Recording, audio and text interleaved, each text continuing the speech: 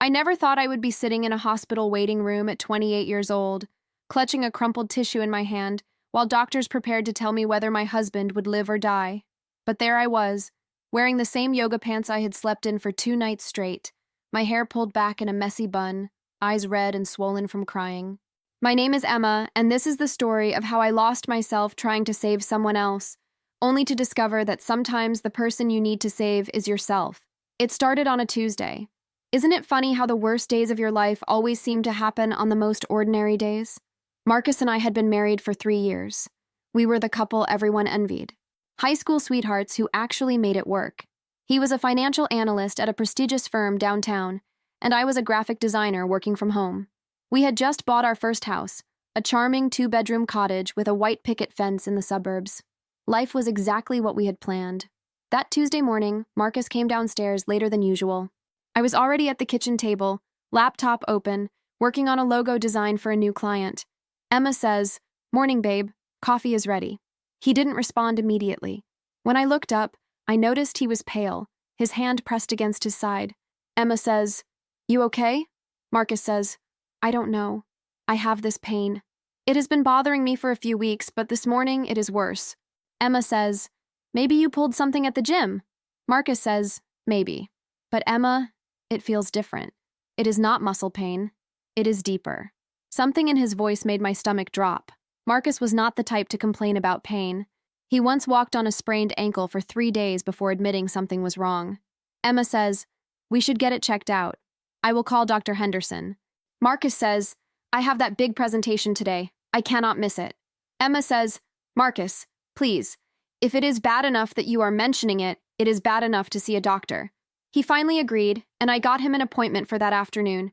I remember sitting in my home office, trying to focus on work, but my mind kept wandering to worst-case scenarios. I kept telling myself I was being paranoid, that it was probably nothing serious. The doctor's appointment led to tests. The tests led to more tests. An ultrasound, then a CT scan, then a biopsy. Each step took us deeper into a nightmare we did not know we were entering. 2 weeks later, we were back in Dr. Henderson's office. The fluorescent lights seemed too bright, the sterile smell too strong. Marcus held my hand so tightly I thought my fingers might break. Dr. Henderson says, "I am not going to sugarcoat this. The biopsy results came back positive. You have renal cell carcinoma, kidney cancer. It is stage 3, which means it has spread beyond the kidney into nearby tissues and possibly lymph nodes." The room spun. I heard Marcus asking questions, his voice steady despite the tremor I could feel in his hand. How aggressive was it? What were the treatment options? What were his chances? Dr. Henderson says, "The survival rate for stage 3 kidney cancer is approximately 53% over 5 years. But those are just statistics. Every case is different. We will start with surgery to remove the affected kidney, followed by targeted therapy and possibly immunotherapy. It is going to be a long fight, but we have excellent oncologists here. I do not remember much about the drive home." Marcus was silent, staring out the window. I kept my eyes on the road, tears streaming down my face that I did not bother to wipe away.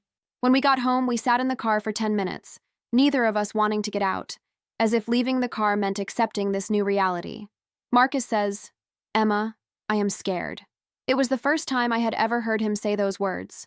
Marcus was always the strong one, the one who fixed things, who had a plan for everything. Emma says, "I know, baby.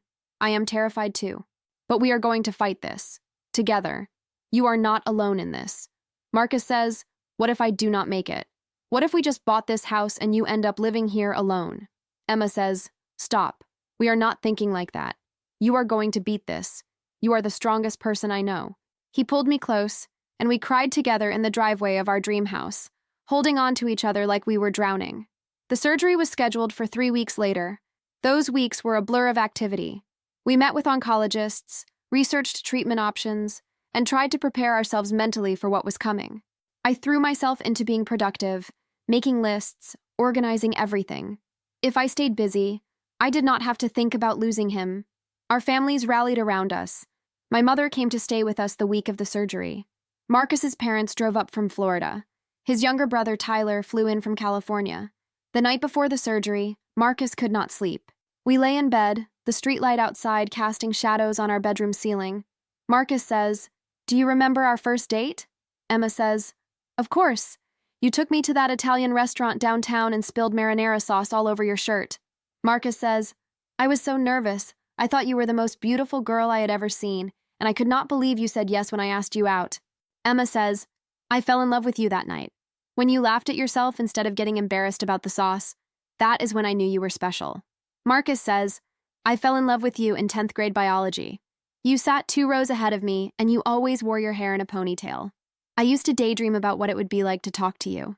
Emma says, why are we talking like this? This sounds like goodbye, and we are not doing goodbyes. You are going into surgery tomorrow, and you are coming out of it, and then we start the real fight. Marcus says, I just wanted you to know, in case things go wrong tomorrow. I want you to know that loving you has been the best part of my life. These 3 years with you have meant everything. Emma says, Marcus, stop. Nothing is going wrong tomorrow. You are going to be fine. But I held him tighter, just in case. The surgery took 7 hours. I paced the waiting room so much that Marcus's mother finally made me sit down. Marcus's mother says, Emma, honey, you need to rest. Wearing yourself out is not going to help anyone. Emma says, I cannot just sit here. I need to do something. My mother says, I know this is hard, sweetheart, but all we can do right now is wait and pray. Emma says, what if something goes wrong? What if he does not wake up? What if I never get to talk to him again? My mother says, then we will deal with that when and if it happens. But right now, Marcus needs you to be strong. He needs to wake up and see your face and know that you believe he is going to be okay. When Dr. Henderson finally came out, still in his surgical scrubs, my heart nearly stopped. Dr. Henderson says, the surgery went well. We removed the affected kidney and some surrounding tissue. We also removed several lymph nodes that appeared compromised. He is in recovery now. The next 24 hours are critical, but he came through the surgery better than we expected. I started crying again, but this time from relief. Emma says, when can I see him? Dr. Henderson says, soon. The nurses will come get you when he is ready. He will be groggy and in pain, but he is stable. When they finally let me into his recovery room, Marcus looked so small and vulnerable hooked up to all those machines. His face was pale, an oxygen tube in his nose, IVs in both arms. I took his hand gently, careful not to disturb any of the medical equipment. Emma says, hey, tough guy, you made it. His eyes fluttered open, unfocused at first, then finding my face. Marcus says, Emma? His voice was rough, barely above a whisper. Emma says, I am right here. You did great. The surgery went perfectly. Marcus says, am I dying? Emma says, no, baby. You are healing. This is the first step. We got through it. He squeezed my hand weakly before drifting back to sleep. The recovery from surgery was brutal. Marcus was in the hospital for 8 days. Complications with his blood pressure kept him there longer than expected. I barely left his side. I slept in the uncomfortable chair next to his bed, ate terrible hospital cafeteria food, and learned to navigate the complicated world of post-surgical care. When we finally brought him home, our beautiful new house transformed into a medical facility. The living room now housed a hospital bed because Marcus could not climb stairs. Pill bottles lined the kitchen counter. I set up a chart to track his medications, his temperature, his pain levels. Everything had to be monitored, documented, managed. I took a leave of absence from work. My clients were understanding, but I knew I was jeopardizing my career. It did not matter. Nothing mattered except getting Marcus well. The targeted therapy started 6 weeks after surgery. Every other week, we drove to the cancer center for his infusions. Marcus would sit in a reclining chair for 4 hours while the medication dripped into his veins. I sat beside him, reading books aloud when he felt well enough to listen, holding his hand when the nausea hit. The side effects were devastating. Marcus lost weight rapidly. His thick dark hair fell out in clumps. He developed painful sores in his mouth that made eating excruciating. His hands and feet became red, swollen, and cracked. The fatigue was overwhelming. Some days he could barely get out of bed. Emma says, you need to eat something, Marcus. Even just a few bites. Marcus says, I cannot. Everything tastes like metal, and it hurts too much to swallow. Emma says, I made mashed potatoes. Really smooth. Please try. Just 1 spoonful. Marcus says, Emma, stop. I said I cannot. Emma says, if you do not eat, you will get weaker. The doctor said maintaining your strength is crucial. Marcus says, I know what the doctor said. Do you think I want to feel like this? Do you think I want to be useless? He pushed the plate away, and I felt tears prick my eyes. We were both exhausted, both scared, both at the end of our ropes. Emma says, I am sorry. I am just trying to help. Marcus says, I know. I am sorry for snapping. This is just so hard. Those moments of frustration became more common. The stress was eating away at both of us. Marcus hated being dependent, hated that he could not work, could not contribute, could not even take care of basic tasks himself. I was drowning in the role of caregiver, losing myself completely in managing his care. My friends stopped calling after a while. At first, they had been supportive, bringing casseroles and offering to help. But as the months stretched on, their lives moved forward while mine stayed frozen in this nightmare. I could not relate to their problems anymore. I did not care about work drama or dating stories or vacation plans. My entire world had shrunk to the size of our house and Marcus's treatment schedule. One night, about 8 months into treatment, my best friend Rachel came over. I had not seen her in weeks. Rachel says, Emma, I am worried about you. When was the last time you left this house for something other than a doctor's appointment? Emma says, I do not know. I have been busy. Rachel says, you look exhausted. You have lost weight. When was the last time you did something for yourself? Emma says, Rachel, I do not have time for myself. Marcus needs me. Rachel says, I understand that, but you are disappearing. You are not Emma anymore. You are just Marcus's caregiver. That is not healthy for either of you. Emma says, what am I supposed to do? Leave him to struggle alone? He has cancer, Rachel. Cancer. Everything else can wait. Rachel says, I am not saying abandon him. I am saying you need to take care of yourself too. You cannot pour from an empty cup. Emma says, I am fine. Rachel says, you are not fine. And deep down, you know it. After she left, I looked at myself in the bathroom mirror. Rachel was right. I did not recognize the person staring back at me. My hair hung limp and lifeless. Dark circles shadowed my eyes. My skin looked gray. I had stress acne across my chin. When had I stopped caring about my appearance? When had I stopped being me? But I pushed those thoughts aside. Marcus needed me. That was all that mattered. The first year of treatment was the hardest. Marcus was violently ill most of the time. We celebrated our 4th anniversary in a hospital room because he had developed an infection and needed to be admitted. I brought Chinese takeout, and we ate it out of containers while he was hooked up to IV antibiotics. Marcus says, this is not how I imagined spending our anniversary. Emma says, we are together. That is what matters. Marcus says, you deserve better than this, Emma. You should be at a nice restaurant, wearing a beautiful dress, drinking wine, not sitting in a hospital room watching your husband slowly fall apart. Emma says, there is nowhere else I would rather be. Marcus says, you are a terrible liar. Emma says, okay, fine. I would rather be on a beach in Hawaii drinking Mai Tais.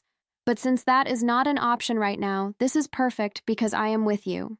He smiled, the first genuine smile I had seen in days. Around the 14-month mark, we started to see improvement. The scans showed the cancer was responding to treatment. The tumors were shrinking. Marcus's energy levels improved slightly. He could eat more. The sores in his mouth healed. We allowed ourselves to feel the tiniest bit of hope. Dr. Patel says, this is very encouraging. The treatment is working better than we initially hoped. If we continue to see this kind of response, we might be looking at remission. That word, remission. It felt too big, too impossible to grasp. As Marcus started feeling better, I expected our relationship to improve. I thought that once the worst was over, we would reconnect, remember why we fell in love, rebuild what the cancer had broken between us. But something strange happened instead. The better Marcus felt physically, the more distant he became emotionally. At first, it was small things. He spent more time on his phone. He started going out for walks alone, something he had not had the energy for in months. He seemed restless, distracted. When I tried to talk to him about it, he brushed me off. Emma says, is everything okay? You seem different lately. Marcus says, I am just processing everything. It has been a lot. Emma says, I know, but we are through the worst of it. We can start thinking about the future again. Marcus says, yeah, the future. Something in his tone made my stomach tighten, but I told myself I was being paranoid. By month 20, Marcus was doing remarkably well. His hair had grown back, thicker than before. He had gained back most of the weight he had lost. His energy was almost normal. The scans continued to show improvement. Dr. Patel was talking about moving him to maintenance therapy instead of the aggressive treatment he had been on. He started going to a cancer support group. I thought it was wonderful that he was connecting with other survivors. He would go every Thursday evening and come back seeming lighter, more like his old self. Emma says, "How was group tonight?" Marcus says, "Good. Really good, actually. It helps to talk to people who understand." Emma says, "That is great. I am so glad you found that." Marcus says, "There is this woman there, Nicole. She had breast cancer. Stage 4. She is in remission now. Her story is really inspiring." Emma says, "That is amazing. I am glad you have people to connect with. I did not think anything of it at the time. Why would I? I was just happy he was healing, finding support, coming back to life." At month 25, we got the news we had been praying for. Marcus was officially in remission. The cancer was undetectable. Dr. Patel was moving him to quarterly checkups instead of monthly. We had made it. Against the odds, we had made it. Our families threw us a celebration party. Everyone was crying and hugging and talking about what a miracle it was. Marcus gave a speech about how grateful he was for everyone's support. Marcus says, "I want to especially thank my wife Emma. She never gave up on me. She was there through the darkest days. I literally would not be alive without her." Everyone applauded. I stood there feeling numb. I should have felt elated. We had beaten cancer, but something felt wrong. Marcus had barely looked at me all evening. When people asked about our plans now that he was healthy, he gave vague answers. When someone asked if we were thinking about starting a family now, he changed the subject. That night, lying in bed, I tried to talk to him about it. Emma says, "We did it. Can you believe it? You are in remission." Marcus says, "Yeah, it is surreal." Emma says, "We can finally start planning for the future again. Maybe take that trip to Italy we always talked about. Or start looking at bigger houses if we want to think about kids." Marcus says, "Emma, we need to talk." The way he said it made my blood run cold. Emma says, "Okay, what is going on?" Marcus says, "I do not know how to say this." Emma says, "Just say it, Marcus. You are scaring me." Marcus says, "I am not happy. I have not been happy for a long time." Emma says, "What? What are you talking about? You just beat cancer. This should be the happiest time." Marcus says, "I know it should be. But being sick made me think about my life, about what I want, about who I am. And I realized that I am not the same person I was before. Going through cancer changed me." Emma says, "I understand that. Trauma changes people, but we can work through it together." Marcus says, "That is the thing, Emma. I do not want to work through it with you." The room went silent. I could hear my heartbeat pounding in my ears. Emma says, "What are you saying?" Marcus says, "I am saying that I think we should separate. I want a divorce." Emma says, "A divorce?" Marcus, "We just survived 3 years of hell together. You just beat cancer. This does not make any sense." Marcus says, "I know the timing is terrible, but I cannot keep pretending. You have been amazing through all of this. You really have. But somewhere along the way, we stopped being a couple and became patient and caregiver. And I do not think we can go back." Emma says, "Of course we can. Once you are fully recovered, once we get back to normal life, things will be different." Marcus says, "There is someone else." The words hit me like a physical blow. Emma says, "What?" Marcus says, "Nicole, from the support group. We have been talking a lot. We understand each other in ways you could never understand. She knows what it is like to face death, to come out the other side wanting to really live." Emma says, "Are you serious right now? You are leaving me for someone you met at a cancer support group while I was taking care of you?" Marcus says, "It is not like that." Emma says, "Then what is it like, Marcus? Explain it to me. Explain how you can look at me right now after everything I have done for you and tell me you want someone else." Marcus says, "You have been incredible. You saved my life. But Emma, when I look at you, all I see is the sickness.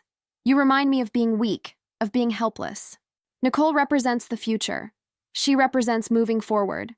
Emma says, "I gave up everything for you. My career, my friendships, my entire life. I held your hand through every treatment. I cleaned up after you when you were too sick to make it to the bathroom. I slept in hospital chairs. I fought with insurance companies. I researched every possible treatment option. I was there for every single moment of your hell. And this is what I get?" Marcus says, I know I owe you everything, but I cannot stay in this marriage just because I owe you. That is not fair to either of us." Emma says, "Fair? You want to talk about fair? What was fair about me putting my entire life on hold to keep you alive? Marcus says, I never asked you to do that. Emma says, you did not have to ask. That is what marriage means. That is what for better or worse means. Marcus says, maybe I am being selfish. Maybe I am a terrible person. But I need to do this. I need to start fresh. I need someone who sees me as strong, not as broken. I need a real woman. Someone who has not watched me at my absolute worst. Someone who does not look at me with pity. Emma says, a real woman? Are you kidding me right now? I am not real. What does that even mean? Marcus says, you know what I mean. Nicole is vibrant. She is full of life. She is excited about the future. You are exhausted all the time. You have been in crisis mode for 3 years. That is all you know how to be anymore. Emma says, because I was taking care of you. Because I made you my entire world. Marcus says, and that is the problem. You lost yourself. You are not the woman I married anymore. I could not breathe. The room was spinning. Emma says, get out. Marcus says, Emma, please let me explain. Emma says, get out. Get out of this house right now. Marcus says, where am I supposed to go? Emma says, I do not care. Go to Nicole. Go to your precious support group. I do not care where you go, but you need to leave right now before I do something I regret. He left. I heard the front door close, heard his car start, heard him drive away. Then I collapsed on the bedroom floor and screamed. I screamed until my throat was raw, until I had no voice left. The next few days were a blur. Marcus's brother Tyler came to get his things while Marcus waited in the car outside like a coward. I stayed in the bedroom, refusing to come out, refusing to see him. Tyler says, Emma, I am so sorry. I do not know what my brother is thinking. This is not okay. Emma says, just take his stuff and go, Tyler. Tyler says, for what it is worth, my whole family thinks he is making a huge mistake. You are the best thing that ever happened to him. Emma says, well, apparently I am not a real woman, so it does not matter. Tyler says, he said that? What does that even mean? Emma says, I do not know. I guess 3 years of devotion does not count for much. After Tyler left, I wandered through the house like a ghost. Every room held memories. The living room where the hospital bed had been. The kitchen where I had pured thousands of meals. The bathroom where I had held Marcus's hand while he threw up. Our bedroom where we had cried together, hoped together, fought together. I had given up everything for him. My career was in shambles. My friendships had dissolved. My savings were depleted from all the medical bills insurance did not cover. My health was wrecked from the stress. I had nothing left. He had taken everything and then just walked away. My mother came to stay with me. She found me 3 days later, still in the same pajamas, surrounded by empty wine bottles and takeout containers. My mother says, oh, sweetheart, come on, let us get you cleaned up. Emma says, I do not want to get cleaned up. I want to disappear. My mother says, I know this feels impossible right now, but you are going to get through this. Emma says, how? How am I supposed to get through this, Mom? I gave him everything. I had nothing left for myself, and he just threw it away like it meant nothing. My mother says, what he did was cruel and unfair, but Emma, you are still here. You are still standing. That means something. Emma says, I am not standing. I am falling apart. My mother says, then fall apart. Let yourself feel all of it, but then you get back up, because you are stronger than you think. Over the next few weeks, I started the painful process of picking up the pieces. I filed for divorce. I started seeing a therapist. I forced myself to eat real food, to shower, to get out of bed every day even when it felt impossible. My therapist, Dr. Rivera, helped me see patterns I had not recognized. Dr. Rivera says, Emma, tell me about your relationship before Marcus got sick. Emma says, it was good. We were happy. We had plans. Dr. Rivera says, and what did you do for yourself? What were your hobbies, your interests outside of the relationship? Emma says, I had my design work. I had friends. I went to yoga classes. I painted sometimes. Dr. Rivera says, and when did you stop doing those things? Emma says, when Marcus got sick. There was no time. He needed constant care. Dr. Rivera says, did anyone tell you that you had to give up everything? Did Marcus ask you to stop working, to stop seeing friends, to stop doing things you loved? I thought about it. The truth was, no one had asked me to sacrifice everything. I had done it automatically, thinking that was what a good wife did. Emma says, "No. I just assumed that is what I was supposed to do." Dr. Rivera says, "Why did you assume that?" Emma says, "Because he was dying. How could I focus on myself when he might not survive?" Dr. Rivera says, "I understand. But Emma, by erasing yourself completely, by making him your entire identity, you did not just hurt yourself. You also changed the dynamic of your relationship. You stopped being his partner and became his caregiver. You stopped being equals." Emma says, "So this is my fault? I loved him too much?" Dr. Rivera says, "No. What happened is not your fault. Marcus made choices that hurt you deeply. But moving forward, it is important to understand that you cannot save anyone by destroying yourself. That is not love. That is self-erasure. And it helps no one." Those words hit me hard. I had thought I was being selfless, devoted, loving. But had I actually just lost myself? Had I used his illness as an excuse to disappear? The divorce was finalized 4 months after Marcus left. He married Nicole 2 months later. I saw the pictures on social media before I had the strength to block him. They looked happy. She was beautiful, glowing, everything I was not. I hated them both with an intensity that scared me. But slowly, very slowly, something started to shift. I began to rebuild. I reached out to my old design clients and was shocked when several of them welcomed me back. I started taking on small projects, then bigger ones. I joined a gym and forced myself to go even on days I wanted to stay in bed. I reconnected with Rachel and my other friends, slowly letting them back into my life. Rachel says, "I am proud of you, Em. I know this has been hell, but you are fighting your way back." Emma says, "Some days I still want to just give up."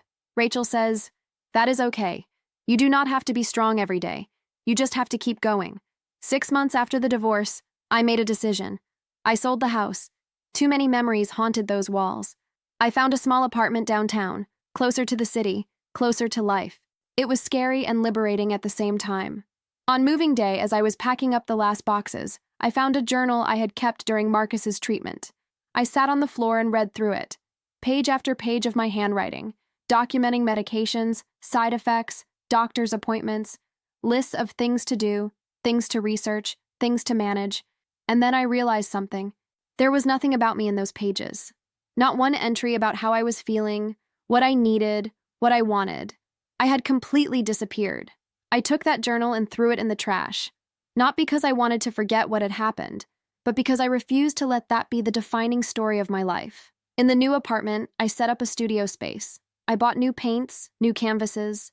I started creating again, not for clients, but for myself. Abstract pieces that expressed the rage and grief and confusion I had been carrying. The paintings were dark at first, full of sharp edges and harsh colors, but slowly they began to change. Softer tones appeared, curves instead of angles, light breaking through darkness. One afternoon, about 9 months after the divorce, I was at a coffee shop working on a design project when someone sat down across from me. Woman says, "Excuse me, are you Emma Chen?" I looked up, confused. She was about my age, with kind eyes and a warm smile. Emma says, "Yes?" Woman says, "I am so sorry to bother you. My name is Jessica. I know this is going to sound strange, but I have been wanting to meet you." Emma says, "Why? Do I know you?" Jessica says, "Not exactly, but I know your story. My best friend is in a similar situation. Her husband has cancer, and she is completely losing herself taking care of him. She has given up everything. I have been trying to figure out how to help her, and someone mentioned you. That you went through something similar." Emma says, "Who told you about me?" Jessica says, "A mutual friend, Rachel Peters. She said you might be willing to talk, to maybe offer some perspective. I know it is asking a lot." I hesitated. The last thing I wanted was to relive those painful years. But something in her desperation reminded me of myself. Emma says, "Okay, what is your friend's name?" Jessica says, "Melissa. She has been caring for her husband for 2 years now. Stage 4 colon cancer. She quit her job. She barely sleeps. She has panic attacks. I am scared for her." Emma says, "And her husband? How is he treating her?" Jessica says, "He is grateful, I think, but also resentful sometimes. Like he hates needing her. Does that make sense?" Emma says, "It makes perfect sense. Cancer does not just attack the body. It attacks relationships, identity, everything." Jessica says, "Would you be willing to talk to her? I think hearing from someone who has been through it might help. A year ago, I would have said no. But something had changed in me. Maybe sharing my story could help someone else avoid my mistakes. Emma says, "Yes, I will talk to her." That conversation with Melissa 2 weeks later changed everything. We met at a park, sitting on a bench overlooking a lake. She looked exactly how I had looked during those dark years. Exhausted, running on empty, barely holding it together. Melissa says, "Thank you for meeting me. Jessica said you understand what this is like." Emma says, "I do, more than I wish I did." Melissa says, "My husband Jake, he was diagnosed 2 years ago. The doctors gave him 6 months, but he is fighting. He is still here, and I am grateful for that. But I am so tired. I am so tired I cannot think straight anymore." Emma says, "When was the last time you did something for yourself?" Melissa says, "I do not know. Months? There is no time. Between treatments and managing his care and dealing with insurance and keeping the house running, there is literally no time." Emma says, "Melissa, I am going to tell you something that I wish someone had told me. You cannot save anyone by destroying yourself. Taking care of yourself is not selfish. It is necessary. Because if you collapse, who takes care of him then?" Melissa says, "But how? How do I find time when there are only 24 hours in a day and all of them are already spoken for?" Emma says, "You make time. You ask for help. You accept that you cannot do everything perfectly. You let the house be messy. You order takeout instead of cooking. You hire a home health aide even if it is expensive. You do whatever it takes to preserve some part of yourself." Melissa says, "Did you do that? Did you take care of yourself?" Emma says, "No, I did not. And I lost everything because of it. My husband recovered and then left me for someone else. Someone who reminded him of strength instead of sickness. Someone who had not watched him at his absolute worst. And you know what the kicker was? He was right in a way. I had stopped being his wife and become only his caregiver. I stopped being a person and became a function." Melissa says, "That is terrible. I am so sorry." Emma says, "I am not telling you this to scare you. I am telling you because you still have time to do it differently. Love your husband, support him, be there for him, but do not erase yourself in the process. Because whether he survives or not, you need to still exist on the other side of this." Tears stream down Melissa's face. Melissa says, "I do not know if I can do that. I feel so guilty every time I think about myself." Emma says, "I know, but guilt is not love. Sacrifice is not love. Real love means being strong enough to maintain your own identity even when someone needs you desperately. It means being a whole person who chooses to support another person, not half a person trying to keep someone else alive at the expense of your own life." We talked for 2 hours. When we finally parted, Melissa hugged me tight. Melissa says, "Thank you. Truly. I think you might have saved my life." Emma says, "Save yourself. That is all any of us can do." Driving home, I felt something shift in me. Telling my story, helping someone else, it gave meaning to what I had been through. Maybe my pain was not pointless. Maybe it could help others avoid the same mistakes. I started writing. First, just for myself, processing everything that had happened. But then I started a blog. I called it After the Battle, and I wrote honestly about caregiving, about losing yourself, about the reality of chronic illness in relationships. The response was overwhelming. Within months, thousands of people were reading my posts. I received messages every day from people who felt seen, understood, less alone. Woman writes, "I thought I was crazy for feeling resentful while my wife fought cancer. Your blog helped me understand that it is possible to love someone and still struggle with the weight of caregiving." Man writes, "My husband left me after I nursed him through a heart attack and stroke. Everyone told me I should be happy he survived. Your words were the first thing that made me feel less alone." Woman writes, "I am a caregiver right now, and reading your story gave me permission to ask for help. I hired a nursing aide 2 days a week, and for the first time in a year, I went to a movie with my friends. Thank you." The blog led to speaking opportunities. Support groups for caregivers invited me to share my story. Hospitals asked me to talk to their counseling programs. I even did a TEDx talk about the hidden cost of caregiving. Standing on that stage, looking out at the audience, I talked about Marcus, about the 3 years of hell, about the betrayal, about the rebuilding. But I also talked about what I learned. Emma says from stage, "We live in a culture that glorifies sacrifice. We are told that if we really love someone, we will give up everything for them, that our needs do not matter when someone else is suffering. But here is what I learned the hard way. You cannot give from an empty well. You cannot save someone by drowning yourself. Real love requires two whole people, not one person evaporating so the other can survive. The truth is, I did not save my husband's life by giving up mine. Doctors saved his life. Medicine saved his life. His own will to fight saved his life. All I did by erasing myself was ensure that when he was ready to live again, I was too depleted to live alongside him. The applause was thunderous. Afterward, dozens of people came up to me, sharing their own stories, thanking me for my honesty. A year after the divorce, I ran into Marcus at a grocery store. My stomach dropped when I saw him. He looked good, healthy, happy. For a moment, I felt that old rage surge up. Marcus says, "Emma, hi." Emma says, "Marcus." Marcus says, "You look good, really good." Emma says, "Thank you." An awkward silence fell between us. Marcus says, "I heard about your blog, and your speaking. It is really impressive." Emma says, "Thanks." Marcus says, "Emma, I owe you an apology. The way I ended things, what I said, it was cruel. You did not deserve that." Emma says, "No, I did not." Marcus says, "I was confused and scared, and I handled everything terribly. You were incredible through my treatment. I do not think I ever really thanked you for that." Emma says, "You thanked me by leaving me for someone else 2 months after going into remission. I think that about covered it." Marcus says, "I know. I was wrong." Nicole and I, we are not together anymore, actually. It turns out bonding over trauma is not the same as having an actual relationship. I felt nothing hearing that. No satisfaction, no vindication, just emptiness.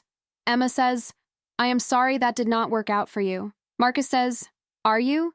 Sorry, I mean?" Emma says, "Honestly, I do not care anymore. What you did nearly destroyed me, but I rebuilt. And the person I am now is stronger than the person I was with you. So in a strange way, thank you. You taught me that I cannot lose myself trying to save someone else. That is a lesson worth learning, even if it came at a terrible price." Marcus says, "Do you think you will ever forgive me?" Emma says, "I do not know. Maybe someday.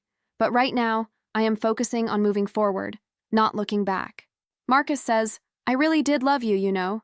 I still do in a way." Emma says, "That might be true, but it was not enough, and I deserve more than not enough." I walked away from him then, down the pasta aisle, my head held high, and I felt free. Actually, truly free for the first time since his diagnosis. 2 years after the divorce, I met someone new. His name was David, and he was a photographer I collaborated with on a design project. He was funny and kind and made me laugh in a way I had forgotten I could laugh. We started dating cautiously. I was terrified of losing myself again, of falling into old patterns. On our 4th date, I told him my whole story. About Marcus, the cancer, the caregiving, the betrayal, all of it. David says, "That must have been incredibly painful." Emma says, "It was, and I need you to know that I am different now because of it. I cannot be the kind of person who gives up everything for someone else anymore. I will not do it." David says, "I would not want you to. That is not what a healthy relationship looks like. My parents had a marriage like that. My mom sacrificed everything for my dad. And when he died, she had nothing left. No identity, no interests, no life of her own. I watched her struggle to figure out who she was without him. It was heartbreaking." Emma says, "So you understand?" David says, "I do. And Emma, the woman you are now, strong and independent and creative and fierce, that is who I am interested in. I do not want you to change yourself for me. I want to be with you as you are." Those words meant everything. 3 years after my divorce, I was asked to write a book about my experience. It terrified me, but I did it. I spent 6 months writing and rewriting, trying to capture the complexity of what I had been through. Not just the pain and betrayal, but also the growth and the healing. The book was called Losing Myself to Find Myself, A Caregiver's Journey Through Illness and Divorce. It became a surprise bestseller. Suddenly I was doing interviews, appearing on podcasts, traveling for book signings. People connected with the raw honesty of the story. At a book signing in Chicago, a woman in her 50s approached the table. She looked at me with tears in her eyes.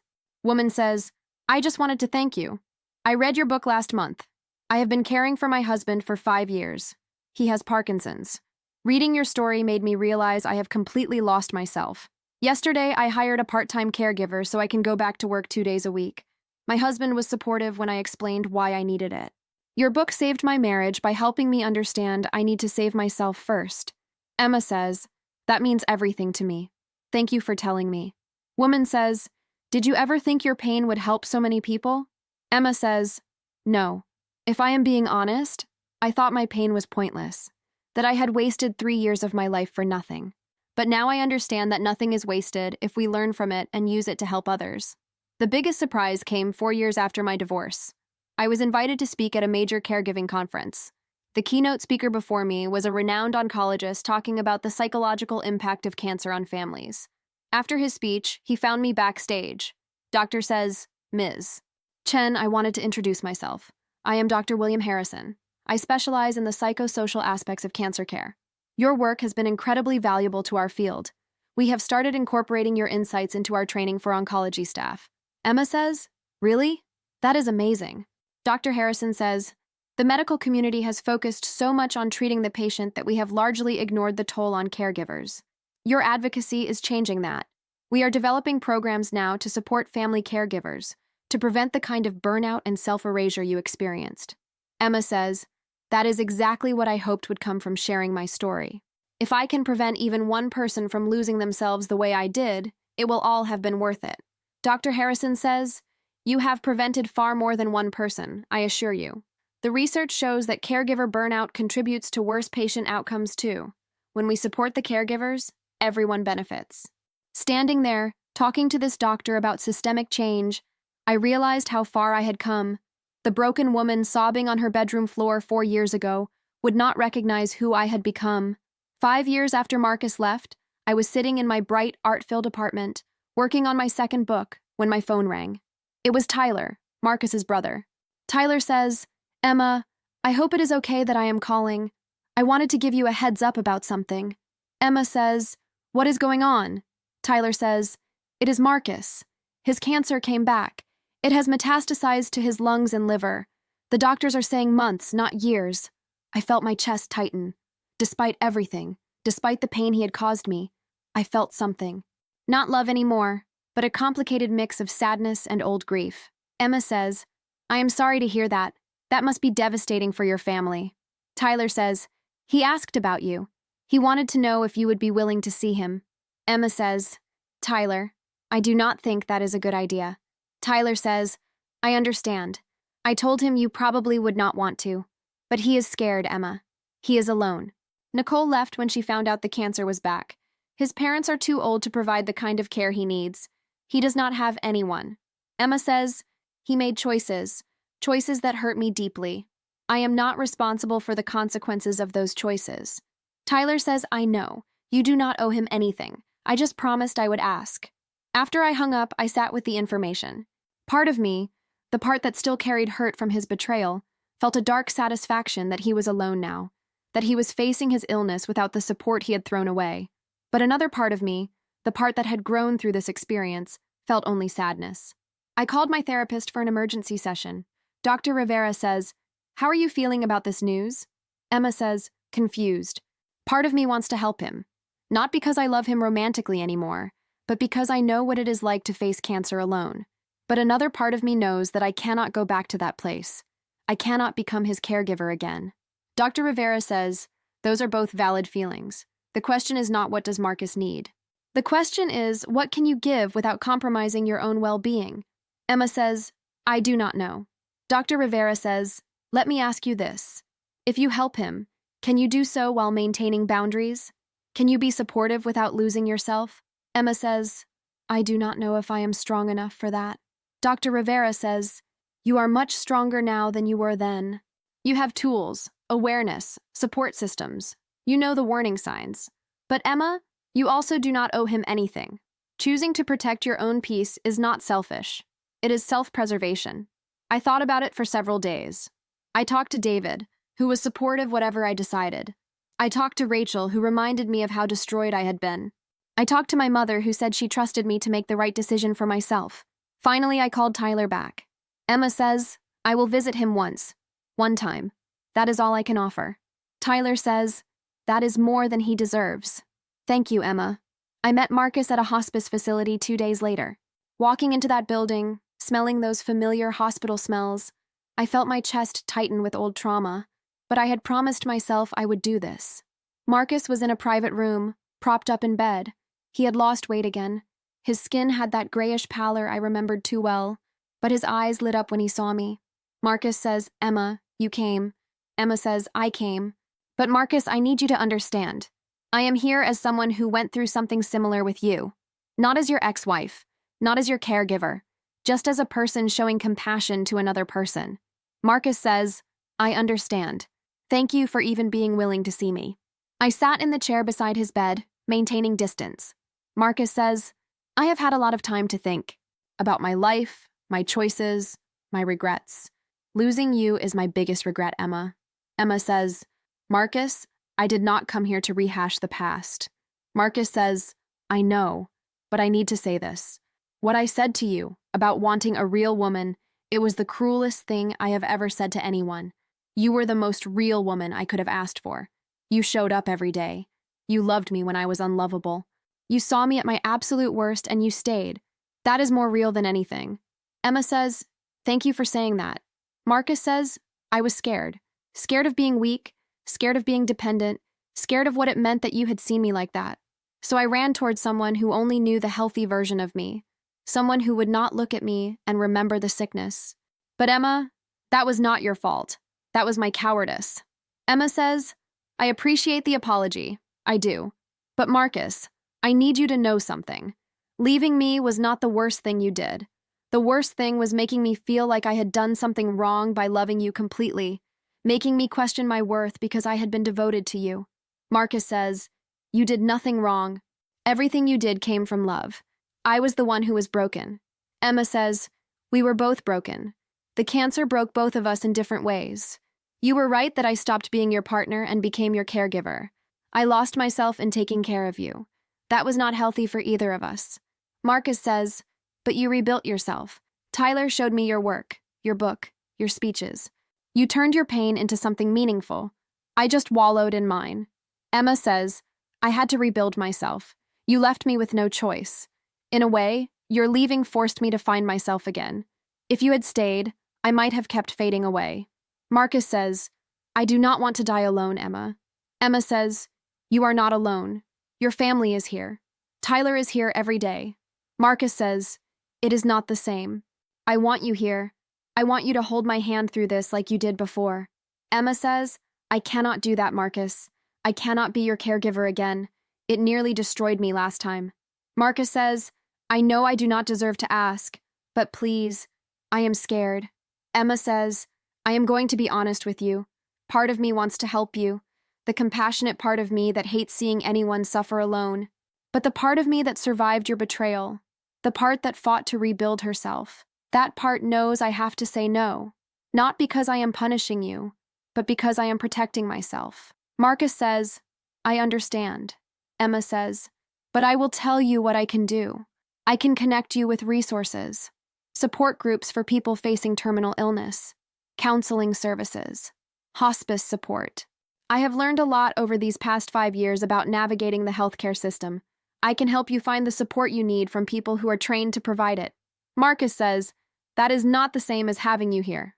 Emma says, "I know, but it is what I can offer while still taking care of myself." I stayed for an hour. We talked about easier things. Memories from before the cancer. Funny stories from high school. The dreams we had once shared. When I left, I hugged him gently. Emma says, "I forgive you, Marcus. Not for you, but for me. Because I do not want to carry anger anymore. But forgiveness does not mean I can go back to taking care of you. I hope you understand." Marcus says, "I do. And Emma, I am proud of you, of who you have become.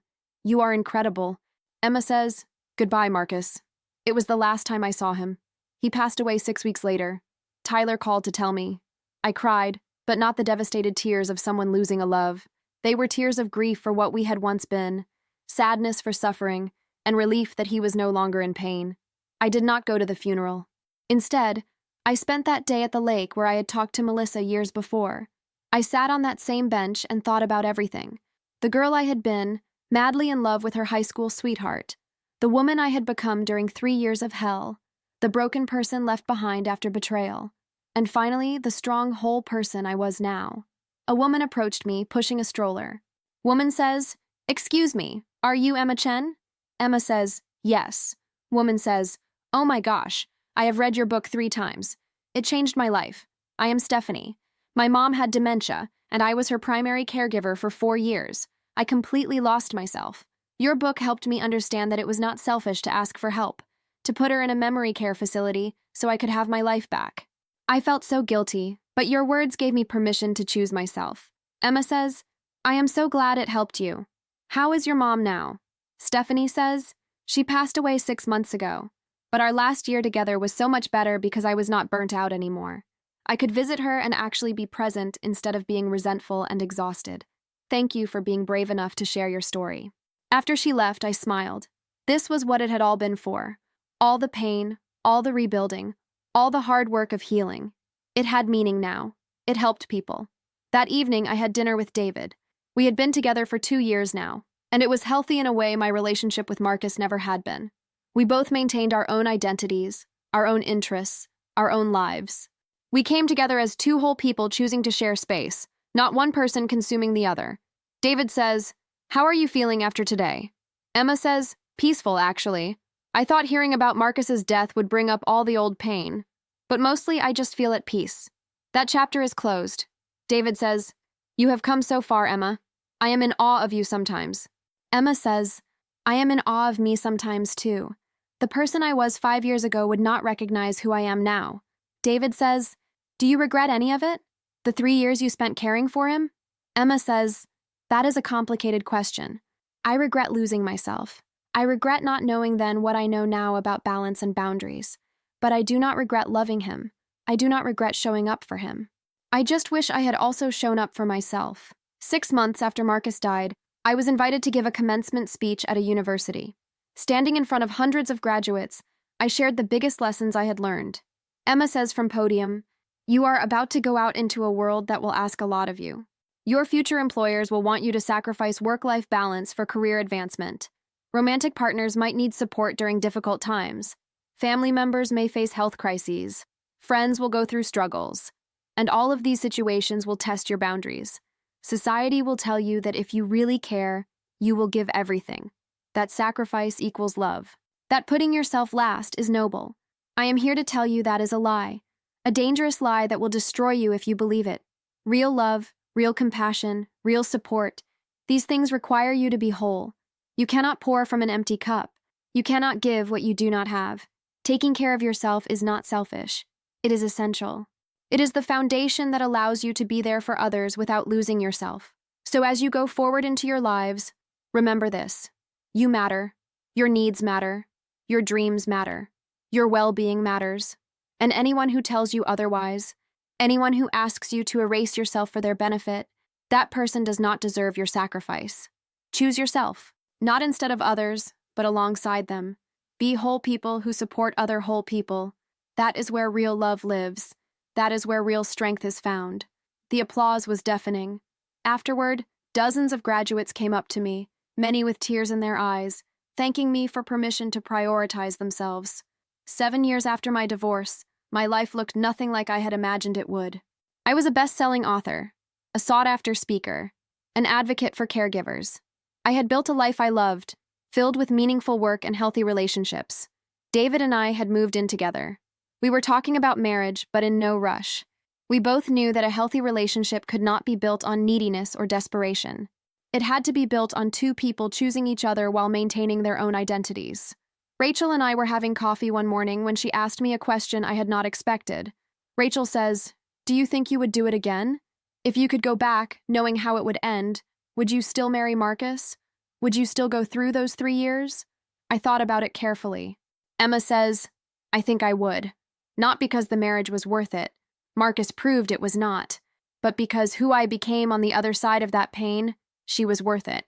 I like who I am now. I am strong in ways I never would have been without going through hell and clawing my way back out. I have compassion I would not have otherwise. I have wisdom I could not have gained any other way. So yes, I think I would do it again, because it led me here." Rachel says, "That is a beautiful way to look at it. Not everyone can find meaning in their pain like that." Emma says, "I do not think I had a choice. I could either let the pain destroy me or let it transform me. I chose transformation. On the 8th anniversary of the day Marcus was diagnosed, I did something I had been thinking about for a while. I started a nonprofit organization called the Whole Caregiver Project. Its mission was to provide support, resources, and respite care for family caregivers, emphasizing the importance of self-care and boundary setting. We offered counseling services specifically designed for caregivers. We provided grants for respite care so caregivers could take breaks. We created online support groups where caregivers could share their struggles without judgment. We developed educational materials about maintaining your identity while supporting someone through illness. The response was overwhelming. Within the first year, we had helped thousands of caregivers. The messages I received were heartbreaking and hopeful in equal measure. Man writes, "I was ready to walk away from my wife who has MS because I could not handle the burden anymore. Your organization connected me with a support group and respite care services. I am still here, still caring for her, but now I am also caring for myself. Thank you for saving my marriage." Woman writes, "My daughter has cerebral palsy and requires constant care. I have been drowning for 8 years. Your program gave me permission to be human, to have needs, to ask for help. For the first time, I do not feel guilty about wanting a life of my own." 10 years after Marcus left, I was invited to speak at a major medical conference. The audience was filled with doctors, nurses, and healthcare administrators. I stood at that podium and told them everything. Emma says from podium, "The medical system is designed around the patient. Everything focuses on treating the illness, managing symptoms, improving outcomes for the person who is sick. This makes sense. But in focusing solely on the patient, we have created a blind spot. We are not seeing the invisible second patient in every chronic illness story. The caregiver. The person who gives up their job, their social life, their health, their identity to support someone through illness. These invisible patients develop depression, anxiety, physical illness from stress. Their marriages dissolve. Their careers end. Their lives derail. And we are not helping them. I am asking you today to see caregivers. Really see them. Screen them for depression and burnout. Connect them with resources. Give them permission to prioritize their own health. Because when caregivers crash, everyone loses. The patients lose support. The healthcare system bears more burden. Families fall apart. It does not have to be this way. We can change the culture. We can make supporting the whole family system part of standard care, not just treating the illness, but supporting everyone affected by the illness. This is not just compassionate. It is practical. It is good medicine. It is good for outcomes. Please, I am begging you, help us change this broken system." The standing ovation lasted for 5 minutes. Afterward, multiple hospitals approached me about developing caregiver support programs. Medical schools asked me to speak to their students. Healthcare organizations wanted to partner with my nonprofit. The work I was doing gave everything I had been through meaning and purpose. The pain was not pointless. The sacrifice was not wasted. It had become the foundation for something that was helping thousands of people. 11 years after my divorce, David and I got married. It was a small ceremony, just close friends and family, on a beach at sunset. When it came time for our vows, I spoke from the heart. Emma says, "David, you taught me what a healthy relationship looks like. You showed me that love does not require sacrifice, that I can be fully myself and fully committed to us at the same time. You never asked me to shrink or fade or disappear. You celebrate my strength. You encourage my growth. You support my dreams while pursuing your own. This is what partnership means. Two whole people choosing each other every day, not out of need or desperation, but out of genuine love and respect. I promise to always choose you, but I also promise to always choose myself, because I know now that those two things are not in conflict. They are both essential. They are both love. There was not a dry eye on that beach." 12 years after Marcus was diagnosed with cancer, I published my 3rd book. This one was not about my story anymore. It was a comprehensive guide for caregivers, filled with practical advice about maintaining boundaries, asking for help, recognizing burnout, and rebuilding identity after caregiving ends. It included contributions from dozens of other caregivers who had been through similar experiences. The book tour was exhausting, but fulfilling.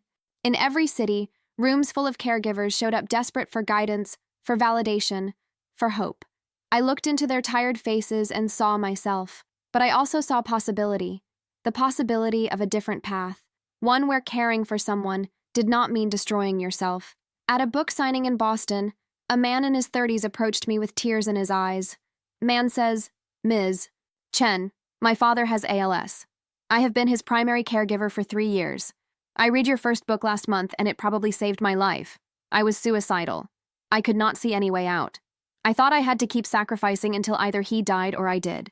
Your book helped me understand that getting help is not abandonment. We hired a professional caregiver 3 days a week. I went back to my teaching job part-time. For the first time in 3 years, I feel like a person again. Thank you. Emma says, I am so glad you found help. You deserve to have a life. Your father would not want you to destroy yourself caring for him. Man says, the thing is, our relationship is actually better now. When I was with him 24/7, I was resentful, angry, burnt out. Now when I am there, I can actually be present. I can laugh with him, share stories, be his son instead of just his caregiver. Emma says, that is exactly what I hoped people would learn. That boundaries do not mean you love someone less. They mean you love yourself enough to show up as your best self. Sitting in my hotel room that night, looking out at the Boston skyline, I thought about how far I had come. From a broken woman on a bedroom floor to someone who was changing systems, helping people, making real difference in the world. The journey had been brutal, but it had also been transformative. 15 years after Marcus's diagnosis, I stood in front of a congressional committee. The whole caregiver project had grown large enough to have real political influence, and we were advocating for legislation that would provide tax credits for family caregivers and mandate that health insurance companies cover respite care services. Emma says to committee, distinguished members of Congress, I am here today to talk about the 48 million Americans who serve as unpaid family caregivers. These individuals provide care valued at approximately $600 billion annually. They are the backbone of our healthcare system, yet we provide them almost no support. The result is predictable and tragic. Caregivers experience depression at twice the rate of non-caregivers. They have higher rates of chronic disease, weakened immune systems, and premature death. Their careers are damaged or destroyed. Their relationships suffer. Their identities dissolve. We are asking you today to recognize caregiving as work that deserves support, to provide tax relief for these families who are shouldering enormous financial and emotional burdens, to mandate respite care coverage so caregivers can maintain their own health, to invest in caregiver support programs. This is not charity. This is sound policy. When we support caregivers, we improve patient outcomes, reduce healthcare costs, and strengthen families and communities. I urge you to pass this legislation. The invisible second patients in every illness story are depending on you. The legislation passed 6 months later. It was not perfect, but it was a start. Real, systemic change that would help millions of people. Standing in the gallery when the vote passed, I thought about Marcus, about those 3 years, about the pain and betrayal, and I felt grateful. Not for what he did to me, but for what I had built from the ashes of my old life. 20 years after Marcus's diagnosis, I was invited to give a keynote speech at the International Caregiving Conference. I was in my late 40s now. My hair had threads of gray I no longer bothered to hide. The lines on my face told stories of hard-won wisdom.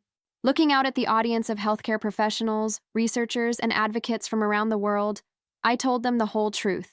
Emma says from podium, 2 decades ago, I was a young woman who thought love meant sacrifice, who believed that if I just gave enough, did enough, sacrificed enough, I could save my husband's life. I was wrong, not about love, not about showing up, but about the cost of erasure.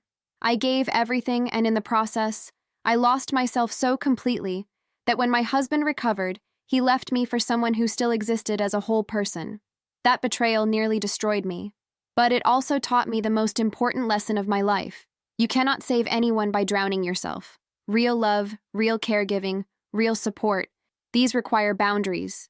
They require self-preservation. They require understanding that 2 whole people are always stronger than 1 person trying to carry everything.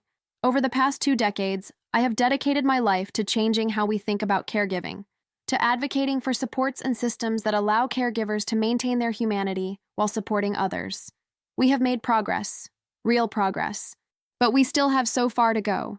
So I stand before you today and I ask you to continue this work. Keep fighting for caregivers. Keep developing programs that support the whole family system. Keep recognizing that an invisible patient exists in every illness story, because 20 years ago, no one saw me. No one recognized that I was drowning. No one gave me permission to save myself. Let us be the people who see the invisible patients. Let us be the ones who give permission. Let us be the ones who change the story. The response was overwhelming. That speech was viewed millions of times online. It sparked conversations around the world about caregiver support. Universities started developing caregiver studies programs. More legislation was introduced. Corporate policies changed to provide better support for employees who were also caregivers. I had taken my deepest pain and transformed it into a movement. 25 years after Marcus was diagnosed, I was asked to write a memoir looking back on everything. Not just the 3 years of caregiving and the divorce, but the entire journey of rebuilding and advocacy work. I hesitated at first. Did the world need another book from me? But my publisher convinced me that there was value in showing the long arc of transformation, how pain processed over decades becomes wisdom. I spent a year writing, remembering, reflecting. The book was called 25 Years After, From Caregiving to Advocacy, From Broken to Whole. In the final chapter, I wrote something I had never articulated before. Emma writes, "If I could go back and talk to that 28-year-old woman sitting in a hospital waiting room, terrified her husband was dying, I do not know what I would tell her. Part of me wants to warn her, to tell her to protect herself, to set boundaries, to not lose herself in the crisis. But another part of me knows she had to walk that painful path to become who she needed to be. Sometimes we learn our most important lessons through suffering. What I would tell her is this: you are stronger than you know. You will survive things you think will destroy you. You will face betrayal that shatters your world, and somehow you will rebuild from the pieces. And 25 years from now, you will look back and realize that your pain had purpose, that your worst experience became the foundation for meaningful work that helped thousands of people, that the man who broke your heart by leaving actually set you free to become your truest self. So walk through the fire, young Emma. It will burn, it will hurt. But on the other side, you will rise as someone you never dreamed you could be." The book became my best-selling work yet. It resonated across generations. Young people saw it as a blueprint for maintaining boundaries. Middle-aged people saw themselves in the caregiving stories. Older people appreciated the long view, the perspective that only decades can provide. Now, sitting here at 53 years old, married to David for over a decade, with the nonprofit I founded serving caregivers across the country, I can honestly say I am happy. Not in spite of what I went through, but partially because of it. The pain carved out depths in me that can now hold joy, compassion, wisdom. I still think about Marcus sometimes, not with anger anymore, not even with sadness really, just with acknowledgement that he was part of my story, an important part, the part that broke me open so I could rebuild myself stronger. Last week, I received a letter from a woman named Jennifer. She had read all my books, attended my speeches, participated in programs through my nonprofit. She wrote to tell me she had just gotten through 5 years of caring for her husband through colon cancer. He was in remission now, and unlike my story, they had made it through together because she had set boundaries from the beginning. She had hired help. She had maintained her career. She had prioritized her own health, and because of that, when her husband recovered, they were still partners, still equals, still whole people who loved each other. She wrote, "Thank you for teaching me what you had to learn the hard way. Thank you for turning your pain into wisdom that saved my marriage. Thank you for being brave enough to share your story so others like me could write different endings." Reading that letter, I cried, but they were good tears. Healing tears. Tears of gratitude that my suffering had meaning beyond myself. That is what I learned through all of this. Pain is inevitable. Suffering happens. Life breaks all of us in different ways. But we get to choose what we do with that brokenness. We can let it destroy us, defining ourselves by what hurt us, or we can use it as raw material to build something new, something stronger, something that helps others. I chose to build. I chose to transform. I chose to turn my worst experience into my greatest purpose. And in doing that, I found myself, the real me. Not the woman who disappeared into caregiving, not the broken person left behind after betrayal, but a whole, complex, strong woman who knows her worth, maintains her boundaries, and uses her voice to change the world. That is who I am now, and I am proud of her. So incredibly proud of who I became when I finally learned to save myself.